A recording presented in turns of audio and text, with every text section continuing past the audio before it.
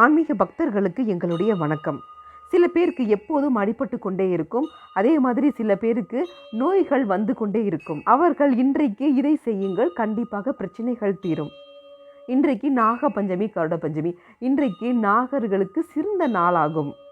பாம்பு புற்றிற்கு சென்று அங்கு பாலும் முட்டையும் வைத்து கற்பூர தீபம் காட்டி நாகத்தை வழிபாடு செய்துவிட்டு அங்கே இருக்கும் புற்று மண்ணை எடுத்து வந்து வீட்டில் ஒரு டப்பாவில் போட்டு பூஜை அறையில் வைத்து விடுங்கள்.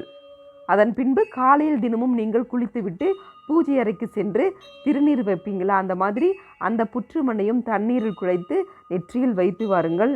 உங்கள் உடம்பில் உள்ள நோய்கள் சீக்கிரம் சரியாகும். அது மட்டும் இல்லாமல் தோல் நோய்களால் அவதிப்படுபவர்கள் இந்த புற்று மண்ணை தண்ணீரில் குழைத்து கைக்கு காலுக்கெல்லாம் தேய்த்து வாருங்கள், நல்ல பலன் கிடைக்கும். மேலும் இது போன்ற ஆன்மீக தகவல்கள் தினமும் பெற எங்கள் சேனலை சப்ஸ்கிரைப் பண்ணவும். நன்றி. வாழ்க வளமுடன்.